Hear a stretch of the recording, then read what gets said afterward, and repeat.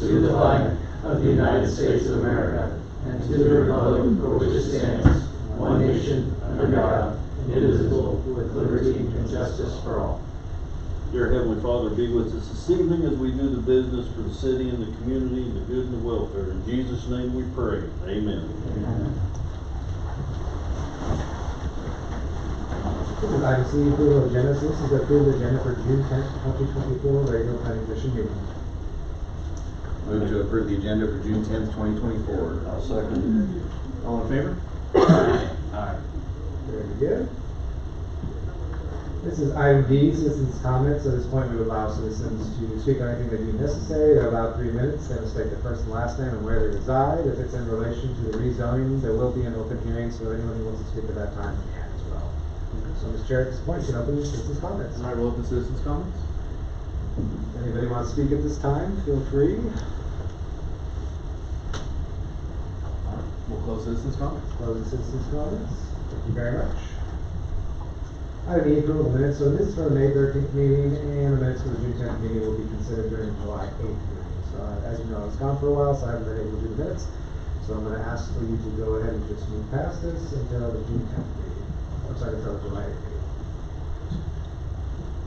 This is item F, Board of Zoning Appeals. This is F1 Maple Tree rezoning case number zone S24-3. So Bachman Company has submitted a rezoning application on behalf of developer Paul Kelsey for land area located off of 199 Maple in Southwest corner. The land is around 35 acres and be platted into 88 lots. The developer would like to build single-family detached housing on this land as well as duplex and 7 twin homes. This land was annexed into the corporate city limits on December 18th of 2023. During the April 18th, 2024 Planning Commission meeting, the Planning Commission informed the developer that it would view the project favorably should it contain the following layout: single-family lots being 55 or 62.5%, duplex lots 24 or 27.3%, twin homes at 9 or 10.2%. Furthermore, during the April 15th, 2024 City Council meeting, the governing body informed that the city staff that it would also view the project favorably should it contain the above layout. The purpose of this agenda item is to hold a public hearing and consider approving the rezoning to R2 two-family residential district. Should the rezoning application be approved by the Planning Commission, it will then go before the City Council on June 17th, 2024 for final approval. The restricted covenant will be considered for approval by the City Council to ensure the layout mentioned above is implemented, and we do have a draft of that restricted covenant on hand now. So we're going to go through the golden rules. You guys have seen this before. Feel free to stop me at any time if you have any questions related to this. This comes out of section 100.H21-17 of subdivision regulations in the City of Goddard. So what are the existing uses and their character and condition on the subject property and in the surrounding neighborhood? So the property for consideration of rezoning is classified as farming and ranch land with no improvements. The land use to east is single-family residence detached, farming ranch land operation with improvements, and a farming ranch land with no improvements.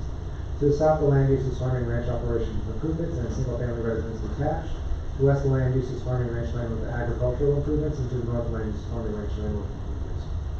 What is the current zoning of the subject property and that of the surrounding neighborhood in relation to the request? So anytime we annex any type of land by default, it defaults to R1. So we just set it as R1. If anybody wants to rezone it to a different zoning classification, we go through this process that you're seeing today.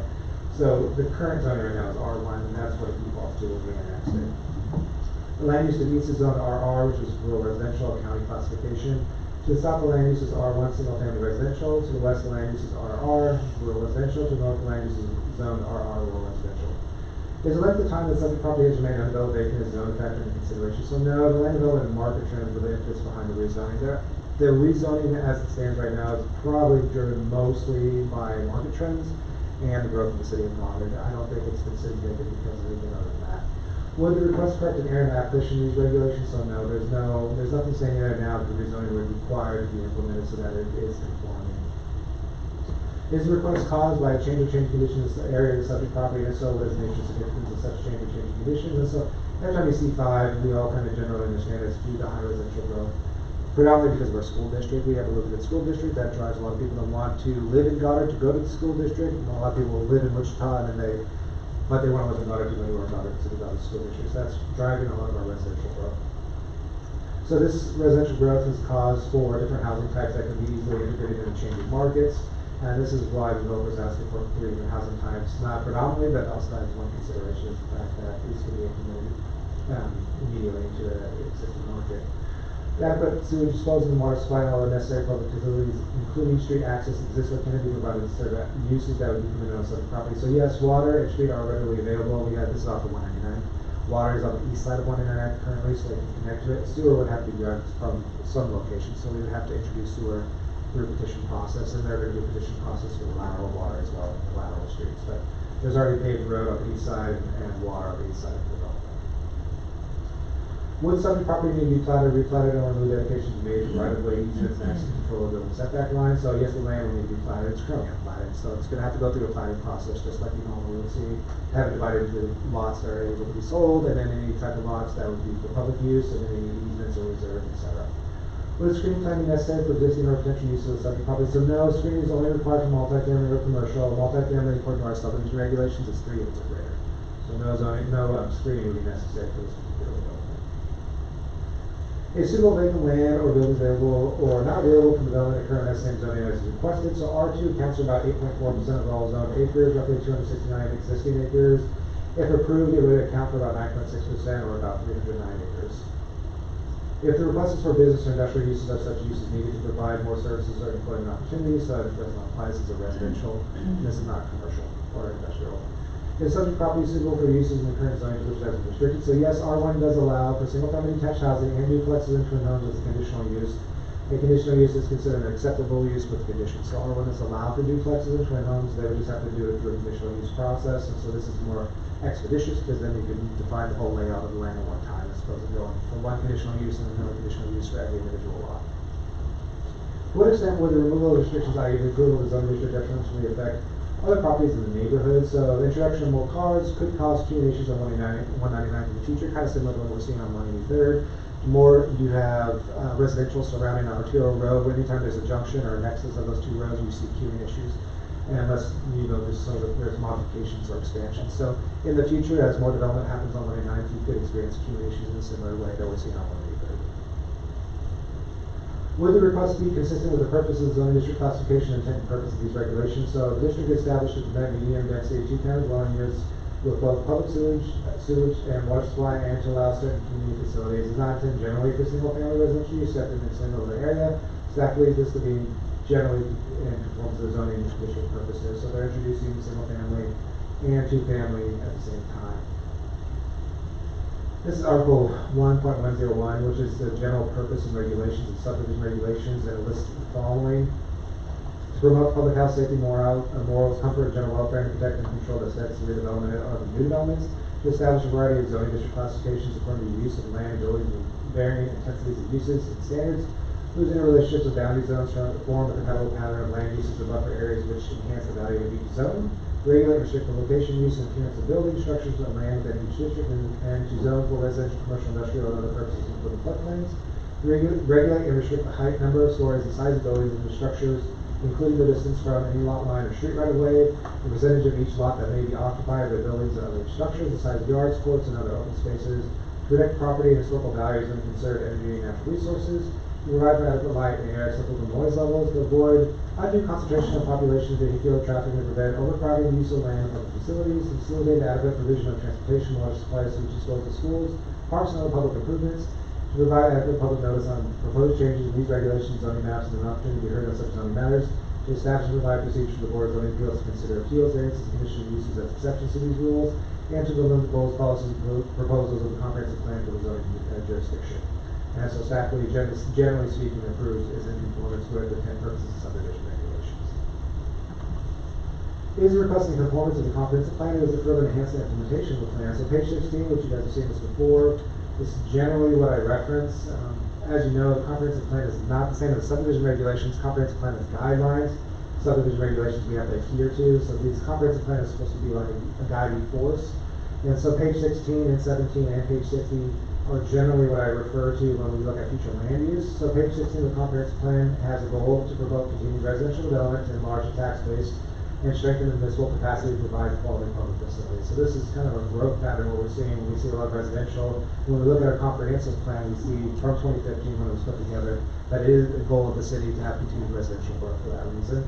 Page 17 of the comprehensive plan outlines housing objectives to include providing for multifamily dwellings, retirement housing, and other specialized housing as required to meet the needs of defined user groups within the community. So as markets change and federal fund rates go up, and so bank rates go up, and as inflation goes up, and we're aware and sensitive to these things, and we try to accommodate people at different housing and social income points, you're gonna see different housing, different varieties, both duplexes, twin homes, patio homes, slab on grade, et cetera, and that's kind of what we're being sensitive to, is that real estate market changes. Page 60 of the comprehensive plan shows the future land use maps in the area as future residential. So the comprehensive plan has a future land use map, and they're sort of prognosticating or just kind of generally projecting into the future what could possibly be there, and so they've outlined the 40 acres that's being presented today as future residential. What is the nature of the support of the opposition to the request? So you guys have seen this before, but general support comes from desire to increase the tax base, kind of in line with the comprehensive plan for the city, as well as diversify the housing stock. It's just kind of in line with the market changes. General opposition comes from desire to the city relative to land change in its land use composition, or relative size, or general opposition against growth and possibly growing the small town atmosphere. So is there any information or other recommendations on this request available from professional persons or persons with related expertise which should be helpful in this evaluation? So housing is a huge subject matter. I'd be happy to go ahead and talk about it at length for multiple hours on end, but generally I like to refer to this as kind of succinct, but basically anytime you're going to see an increase in the price that deviates from the nexus here, from the equilibrium, it's generally going to be because the demand has been increasing slowly and it's exceeding the supply and the quantity that's being provided. So this equilibrium price is going to start trending upwards as the demand shifts to the right. So this is largely what it's predicated on. It's not the only thing, but it's definitely a big factor of what is housing demand and price is predicated on. By comparison, does relative gain to the public health, safety, or general welfare outweigh loss of property value or the hardship imposed on the applicant by not approving the requested developments for residential use and does not pose a serious threat to health, safety, or welfare by its use?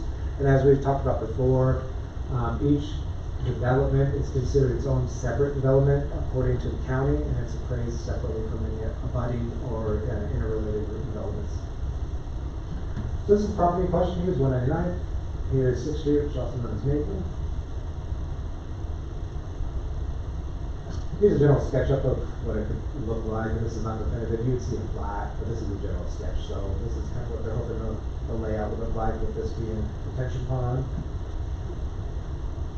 Over here you would have the duplexes, and you'd have the twin homes right here, and then you'd have single family around this area.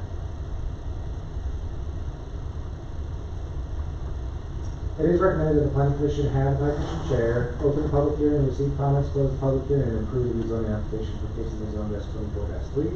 So at this point, Mr. Chair, if you will, you can open the public hearing. All right, we'll open the public hearing. Very good. Anybody at this time, if you want to, feel free. First and last name, where you live, and Okay, there you go. my name is Jim Street. Is it on? Yeah, you should do. Pardon? It's read on. My name is Jim Streetel. I live at 838 South 199th Street. We're exactly straightly east of the land right now. I'm coming down here before, try to get ahead of it right now. Stormwater is a big problem for me. The last rain, which we had October. when I talked to you guys, October. Like that for last year. I went out and talked to the mayor and the city manager after that, my wife and me did. And we showed them pictures of what the water looked like at that time, and that was not a severe one. We were within 3 inches of getting water in our basement at that time. So I'm asking you people to take into consideration what stormwater is going to be and what effect it has on downstream people like myself. And I think this might be the appropriate time now, because I might have been behind it all the other times. But it's time that God will step up and start protecting some other people besides themselves. Thank you, thank you, thank you. Very much.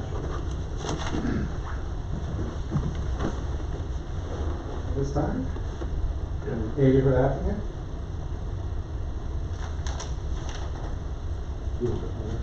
Yes. Good evening, Phil Meyer with Bachman Company, agent for the applicant. I don't know if this, oh, it is gonna let me buzz around, nice. So we're here tonight to talk to you about, the zone change request for this property. We're looking for these 2 shades of brown to be, your 2-family dwelling units. This is going to be the regular duplex development portion. This is going to be the townhomes, both very similar to what we did over at Cloverleaf. And then we've got the rest of the yellow here that will be single family. That matches the percentages that was presented to you in the staff report, with 62.5% of this being single family and the 37.5% being the two-family dwelling units. So tonight, we're here to talk about the zoning, and this is zoning appropriate. We've not gone through the plating process. This is our sketch plat, still subject to change when we bring it back in front of you. So after we get this through city council, we're gonna start the plating process, bring you a preliminary plat, and then we'll come back, bring you a final plat. During that process, we will be talking about how we get utilities to service property and drainage. Just so that you know and answer or address Mr. Streelo's concerns. You know, all of this water drains to this point right here. So you got a high point here that drains everything to this way, you got a high point here, so a little bit of it goes this way. All this property drains to 199th and under 199th Street. So with that, that drainage crosses right here, falls onto this gentleman's property. I think it's Alexander. I looked it up. I may be wrong there. But drains on his property, then immediately goes on to Mr. Streelo's property, goes down through and around. The city does have stormwater requirements, and we will be required to meet those stormwater requirements when we go through the plating process and run all the calculations. You may see adjustments to the detention facility based on that, because this is just a concept, but we will go through that portion when we do the plating. And with that, I'll be quiet and answer any questions you may have. Is there going to be any public or commons area on this, like playground, sidewalks, things like that? When we go through the plating process, we'll discuss sidewalks and the locations. Lots of times you do that on your through streets like this. If we sometimes will put a playground in the reserve, I don't think we've gone through that thought process yet.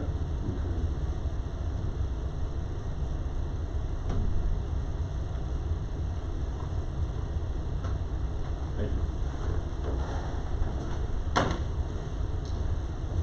Mr. Chair, at this point, if you want, you can close citizens' comments.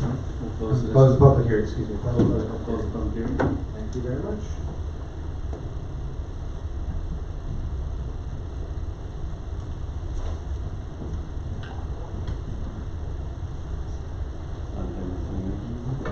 Anybody?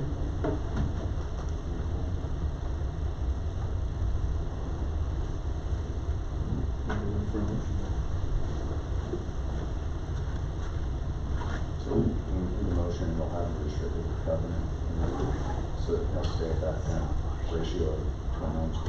Yeah, if you want to make a motion in that regard, you just simply say that you would like to make a motion to approve the rezoning application based on the zone -24-3 with the recommendation for city council to consider a restricted covenant with those ratios.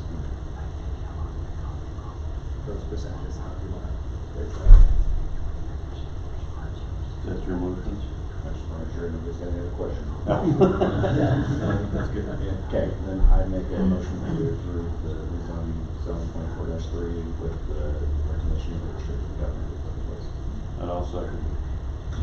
All in favor? Aye. Aye. Very good. Is there anybody opposed? The motion passes unanimously. Thank you very much. You're welcome to stay for the rest of the night, or if not, have a good one. Item G, we're gonna keep this easy for you guys. Item G, old business none. Item H, new business, there is none. This is the staff report, and I do want to introduce Ryan Track. He's the Assistant City Administrator. The city is happy to announce that Ryan Track has joined the city as Assistant City Administrator. Ryan comes to Goddard after serving the city Valley Center for 8.5 years. His wealth of knowledge, experience, and excellent character will be invaluable to the city's growth in the future. So please join me in welcoming Ryan Track to the city of Goddard. Can you address them accordingly? Sure. So, thank you for your service. When I served as the City of Valley Center's Community Development Director, so came from what Micah was doing here. So I worked very closely with my planning and zoning board, and I first and foremost want to say thank you for your service to the community, for taking time out of your schedules to review the cases, to come and attend the public hearings. Thank you for your service. Coming from this background, definitely appreciate that. Look forward to working with you as we continue to grow the community and make it a great place to live and to have a business. And my office is just outside. So look forward to working with all of you, and thank you, and have a good evening. Thank you. Welcome. At this point, we move on to item J, this is planning commissioner comments. Nothing. No? We're quite good. We are tonight. Because that next K is what we'll look everybody. Seeing none, item K would be adjourned. I make a motion, we adjourn. Second. All in favor? Aye. Very good.